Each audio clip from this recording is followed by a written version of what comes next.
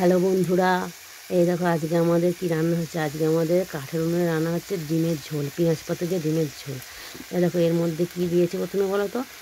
যেমন ফোড়ন দেয় তেল, লঙ্কা, পাঁচ ফোড়ন এগুলো দিয়েছে প্রথমে, তারপরে পেঁয়াজ, আদা, রসুন, জিরে গুঁড়ো, ধনে গুঁড়ো, লঙ্কা গুঁড়ো, হলুদ গুঁড়ো, কাশ্মীরি রেড চিলি পাউডার দিয়ে মশলাটাকে দিয়ে আলুটা দিয়ে মা কষাচ্ছে। এর মধ্যে দিল পেঁয়াজ পাতা। এবার পেঁয়াজ পাতা দিয়ে কষানো হয়ে গেলে এর মধ্যে জল অ্যাড করবে। আগে একটু ভালো করে কষিয়ে নিচ্ছে। জল অ্যাড করার পর তারপরে ডিমগুলো দেবে। ডিমগুলো দিয়ে খানিকটা যখন ফুটে যাবে, দেখো ডিম এখানে ভাজাই আছে। এই দেখো দেখছো এখানে ডিম ভাজা আছে, পেঁয়াজ বেরেস্তা করা আছে। তো এইটা এখন কষা চলছে। তো এইটা কষা হয়ে গেলে মা এবার জল দেবে।